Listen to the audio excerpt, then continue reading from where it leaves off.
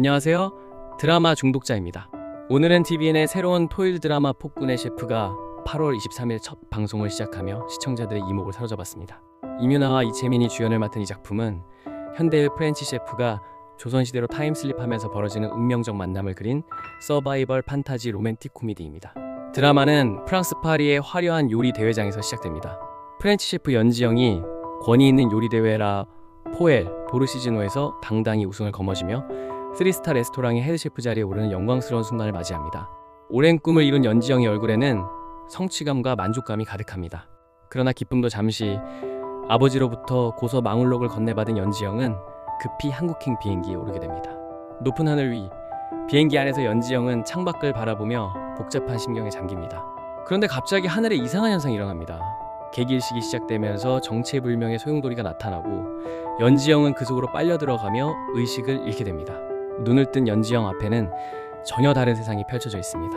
울창한 숲속, 연지영은 그물망에 매달린 채로 깨어나 당황하며 탈출을 시도합니다. 휴대폰을 꺼내 필사적으로 신호를 잡으려 하지만 아무것도 뜨지 않습니다. 이게 뭐야? 여기가 어디지?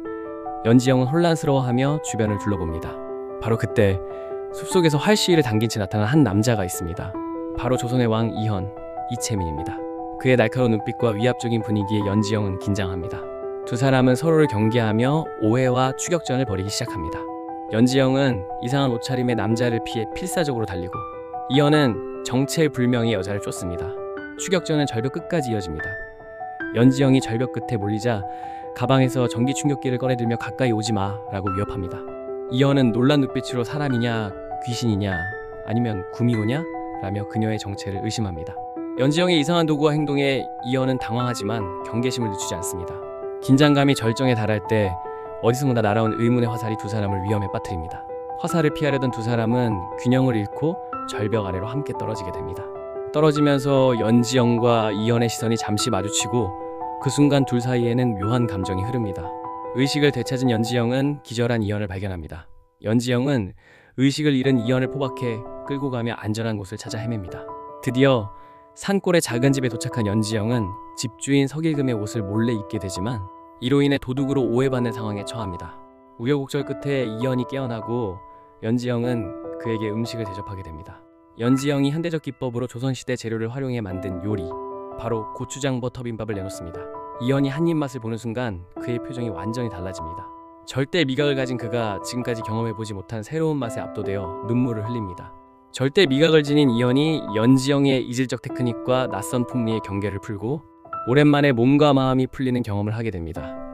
이 한 끼의 식사는 두 사람에게 특별한 의미가 되고 연지영과 이현 사이에는 묘한 신뢰가 싹트기 시작합니다.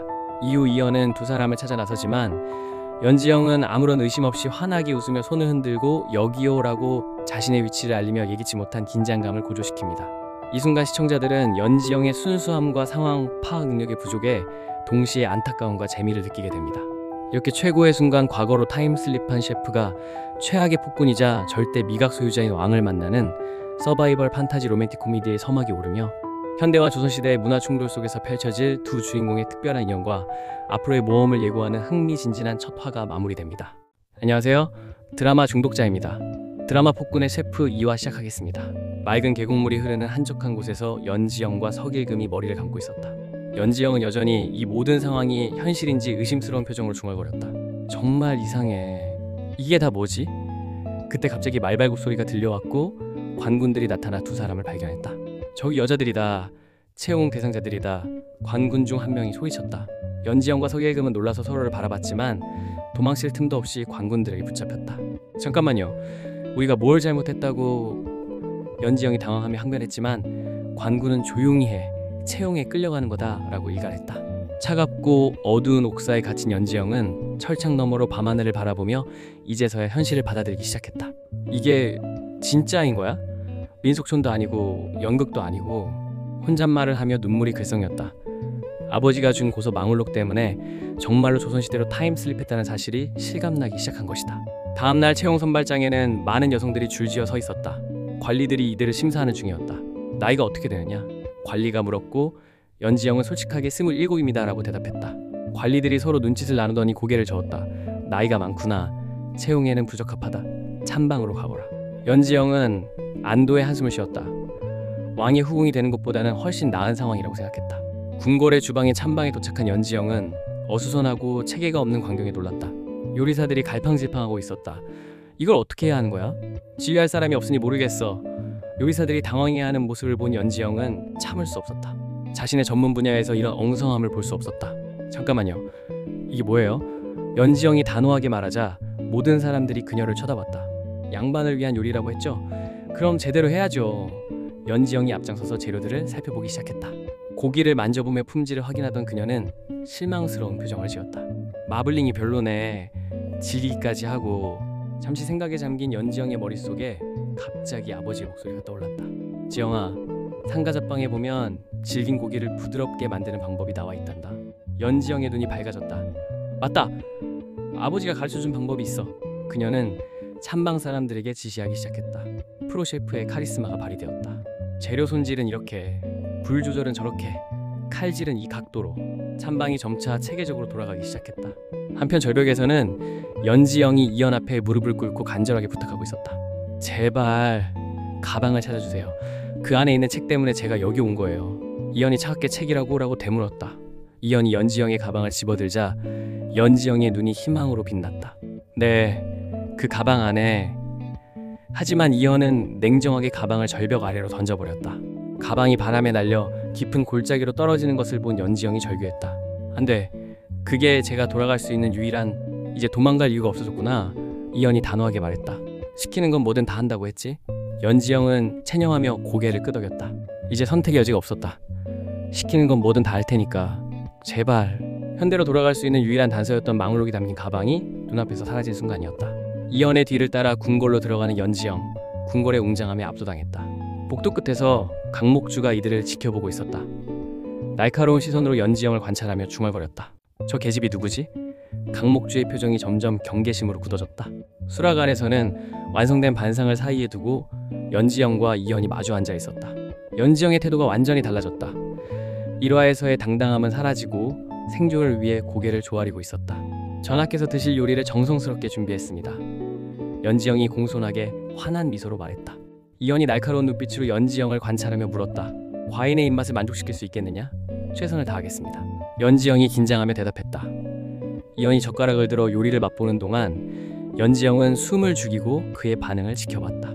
잠시 후 이연의 표정이 변했다. 놀라움과 함께 뭔가 특별한 감정이 스쳤다. 이 맛은 천하일미로다. 이연이 천천히 말했다. 연지영이 안도의 한숨을 쉬었지만 이연의 질문 폭탄은 이제 시작이었다. 그런데 말이다. 너는 대체 누구냐? 어디서 이런 요리법을 배웠느냐? 연지영이 당황했다. 어떻게 대답해야 할지 모르겠어서 머뭇거렸다. 그건... 같은 시각 강목주는 자신의 처소에서 창문 너머로 수락한 쪽을 바라보고 있었다. 질투와 경계심이 뒤섞인 표정으로 혼잣말했다. 전하께서 저 계집에게 관심을 보이시다니. 손에 쥔 부채를 꽉 움켜쥐며 결심했다. 가만둘 수는 없어. 대답하지 않겠느냐? 이연의 질문이 계속되자 연지영이 식은땀을 흘리며 고민했다. 진실을 말할 수도 거짓말을 할 수도 없는 상황이었다. 마침내 연지영이 입을 열었다. 먼 곳에서 배운 요리법입니다. 먼 곳이라. 이연이 의미심장하게 되물으며 연지영을 뚫어져라 쳐다봤다. 뭔가를 눈치챈 듯했다. 갑자기 이연이 말했다. 내일부터 수락안에서 일하거라. 과인의 전용 요리사로 말이다. 연지영이 놀란 표정으로 이연을 바라봤다. 이제 진짜 궁중생활이 시작되는 것이었다. 감사합니다 전하. 연지영이 떨리는 목소리로 대답했다. 연지영의 본격적인 궁중 서바이벌이 시작되려 하고 있었다. 끝까지 시청해주셔서 감사합니다. 구독과 좋아요 눌러주세요. 안녕하세요. 드라마 중독자입니다. 드라마 폭군의 셰프 3화 리뷰 시작하겠습니다. 연지영은 궁궐 옥사에 갇혀있게 됩니다. 어느 날 웬 가면을 쓴 봉길이가 나타나 연지영과 석일금을 도망갈 수 있게 도와주게 됩니다. 봉길이를 따라 도망을 친 곳은 이상하게 요란스럽기만 하는데요. 탈춤을 추는 사람들과 음악이 흐르는 이상한 그곳. 웬 남자가 다가와 가면을 벗는데 가만 보니 연희군입니다. 연희군은 연지영을 보면서 이제 도망칠 생각은 하지 말거라 라고 말하죠. 연희군은 연지영에게 배가 고프니 찬을 만들어 올리라는 어이없는 어명을 내리고 연지영은 수락관으로 가서 프랑스 코스 요리인 오트키진을 만들어내게 됩니다. 수락관에 있는 재료들로 육회 요리, 강낭콩 수프, 사슴 혀구이로 연희군을 사로잡게 되는 거였죠. 연지영은 수라를 들고 연희군 앞으로 가는데 연희군의 앞섭을 풀어헤치고 있는 모습을 보고 다 큰 어른이 왜 옷을 풀어헤치고 있는 거야? 하면서 그래 정신 차리자 라고 마음으로 되새기 시작합니다. 한편 연희군은 연지영의 요리를 맛보게 되고 입안에서 폭발하는 맛을 느끼게 됩니다. 마지막 코스 요리인 사슴여구이를 맛을 보는데 연지영에게 먹여달라고 합니다. 연지영은 어이없다는 표정으로 연희군의 입에 넣어주게 되는데요. 연희군은 그 순간 어머니가 어릴 적 먹어줬던 장면을 떠오르게 됩니다. 예전 연지영에게 비빔밥을 받아 먹을 때에도 눈물을 흘렸었습니다. 연희군은 마지막 음식을 먹고 나서 생각을 합니다. 넌 어디서 온 아이인 거냐고 말이죠. 그리고 연지영에게 가까이 다가와서 과인은 너로 정했다라고 속삭이듯 합니다. 대전에서 나오는 연지영이 도승지가 불러 세웁니다. 내가 너의 뒷배가 되어줄 터이니 그 안에 있던 일을 모두 고하거라 라고 말이죠. 연지영은 도승지에게 그럼 저도 청이 하나 있습니다. 저의 가방을 찾아주십시오. 그 안에 물건이 그대로 들어있는 채로 말이죠 라며 협상을 하게 되죠. 한편 수락관에서는 연지영이 반갑지 않았는지 온갖 텃세를 부르기 시작합니다. 연지영과 석일금은 차라리 옥사가 낫다며 내일이 오지 않았으면 좋겠다는 말까지 하게 됩니다. 날이 밝고 연희군에게 여러 상소들이 올라오게 됩니다. 그중 연지영에 관한 상소도 있었습니다. 관리들은 연지영을 차명하라고 상소를 올리게 되고 연희군은 옥사에 있는 연지영을 부르게 됩니다. 연희군 앞에 무릎 꿇은 연지영에게 연희군은 이렇게 말하죠. 수락관 대령숙수로 임명하노라라고 말이죠. 모든 신하들과 그리고 연지영 또한 놀람을 감출 수가 없게 됩니다. 그리고는 이렇게 말하죠. 매일 새로운 음식을 내놓아야 하며 그 음식이 나와 맞지 않을 시엔 널 차명에 처하겠다라고 연희군은 말합니다. 그렇게 연지영은 대전수락관의 대령숙수가 되고 그 소문은 삽시간 펴지나가게 됩니다. 대령숙수가 여자라는 말에 수락관은 웅성웅성거리게 되고 연지영이 제발로 나가게끔 수단을 써놓게 됩니다. 연지영 또한 오랜 세월 셰프로 일하면서 온갖 일을 겪은지라 이런 일쯤은 아무것도 아니었죠. 단숨에 수락관을 잡아버립니다. 그리고 수락관으로 대왕대비가 찾는다는 말에 연지영은 대왕대비 앞으로 가게 됩니다. 대왕대비는 연지영에게 너가 음식으로 임금을 미혹하였다 들었다. 그러니 내가 널 시험해볼 수밖에 없구나. 숙수들과 경합을 하여 지게 되면 너의 팔 하나를 내놓아야 될 것이다 라는 무서운 말을 합니다. 연지영의 바램과는 달리 숙수들과의 경합이 이루어지게 되고 그 말을 전해들은 연희군이 경합 자리에 나타납니다. 연희군은 대왕대비에게 경합이 공평해야 되지 않겠습니까? 여봐라. 오늘 경합은 이긴 숙수를 제외하곤 팔 하나씩은 내놓아야 할 것이다 라며 작두를 대령시킵니다. 연희군은 연지영을 보면서 귀녀, 네가 밀에서 왔다면 그 사실을 증명해 보거라 라며 연지영을 쳐다봅니다. 이렇게 경합을 앞두고 폭군의 셰프 사마가 끝이 납니다. 점점 더 재밌어지는 폭군의 셰프이며 강목주와의 신경전 또한 볼만할 것 같습니다. 끝까지 시청해주셔서 감사합니다. 구독과 좋아요 눌러주세요. 안녕하세요. 드라마 중독자입니다. 드라마 폭군의 셰프사와 리뷰 시작하겠습니다. 수락관 숙수들의 경합이 시작이 됩니다. 경합의 시제는 효입니다. 두부와 된장은 무조건 들어가야 하는 게 포인트. 숙수들은 경합이 시작되고 나서 재료를 구하기 위해 음식창고로 가서 남김없이 싹쓸이를 해버립니다. 연지영은 쓸 된장은 쬐끔 모든 재료가 부족하기만 한데요. 연지영은 수락관 관리내관인 윤내관의 도움으로 된장을 얻을 수 있게 되고 윤내관을 통해 대왕대미 마마에 대한 일화를 듣게 됩니다. 어릴 적 궁에 들어오기 전 어머니께서 만들어주신 된장국이 생각이 났지만 그 된장국 맛은 여태 찾을 수가 없었다고 하는 이야기였죠. 청량감이 있는 된장국. 처음 연지영은 된장 파스타를 할 생각이었으나 윤내관의 말에 힌트를 얻고 메뉴를 변경하게 됩니다. 경합이 시작되고 숙수들은 연포탕과 어만두를 만들기 시작합니다. 연지영은 파스타를 만들 생각으로 밀대로 면을 밀기 시작하지만 계속 청량감이 있는 된장국이 어떤 재료인지가 계속 머리에서 떠나지 않게 되죠. 드디어 생각난 연지영은 경합장을 나가 그 재료를 구하려 하지만 경합 중에 움직일 수 없다는 말에 나름대로 의견을 제시하기 시작합니다. 결국 두 팔과 목을 내놓겠다는 다짐과 연희군의 도움으로 청량감이었던 그 재료를 석일금에서 부탁합니다.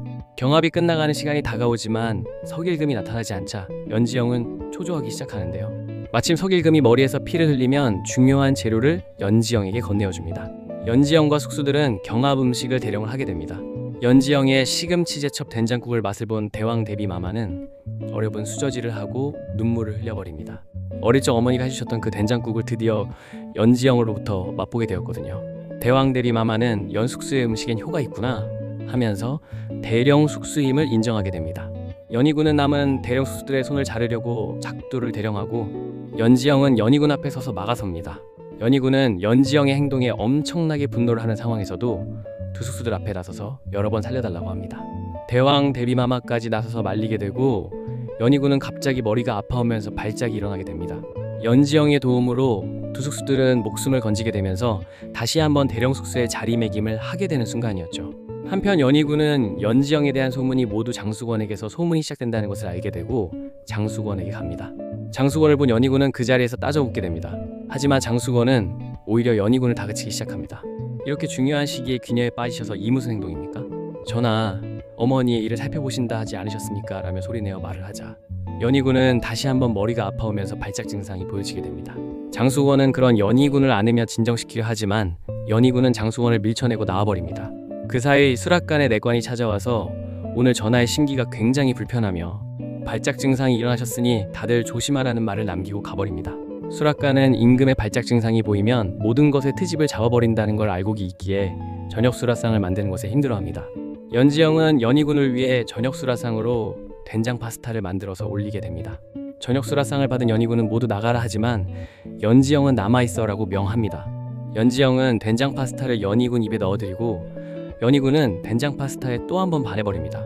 그리고는 연지영에게 물어봅니다. 이 음식은 어찌하여 만들게 되었느냐? 연지영은 아빠가 제가 힘들거나 할 때 만들어주신 음식이었어요 라고 말하자 연희군은 모치는 이라고 물어봅니다. 연지영은 엄마는 어릴 적에 일찍에 돌아가셨어요 라고 말하자 연희군은 외롭고 힘들었겠구나 라며 자신이 마치 그랬다는 것처럼 말을 합니다. 한편 연지영은 경합에서 이겨서 부상을 받게 되고 도승지가 임금은 화려한 사람을 좋아하시니 치장을 하면 좋을 것이다 라고 말하죠. 연지영은 우리는 그런 사이가 아니다, 썸 타는 사이가 아니다라는 재밌는 얘기를 하죠. 그러자 서길금이 맞아요. 쌈 싸먹는 사이는 아니지라 라고 말합니다. 어쩌다 썸 타는 사이가 쌈 싸먹는 사이가 되어버린 건지 도승지가 쌈 싸먹는 사이가 되거라라는 얘기를 합니다. 도승지는 연지영이 왕의 여자가 되길 바라는 모양입니다. 한편 연희군은 계획했던 일이 엎어지면서 술을 엄청 마시게 되고 대관내관은 깊은 밤 대령숙수를 찾게 되고 연지영은 잠에서 깨어 연희군의 안주를 만들어서 갑니다.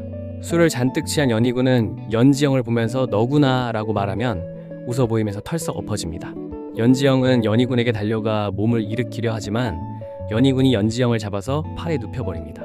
연지영은 애써 일어나려 하지만 연희군이 잠시만 있거라 하면서 눈에서 눈물이 흐리는 것을 보게 됩니다. 그런 연희군을 잠시 보는 동안 연희군과 눈이 마주치게 되고 연희군은 연지영의 몸을 돌려 입술을 맞추게 됩니다. 여기서 또 사화가 끝나버립니다. 다음 주까지 또 기다려야 되는군요. 장수건이 이 일을 모르지는 않을 것 같고 연숙수를 어떻게든 없애려 할 것 같네요. 미래에서 뚝 떨어져서 버린 연지영의 운명, 조선에서 여러 번 목숨을 걸면서 하루하루를 지내는 윤숙수, 그때마다 도와주는 연희군, 드디어 로맨스가 시작되고 질투 또한 시작합니다. 끝까지 시청해주셔서 감사합니다. 구독과 좋아요 눌러주세요.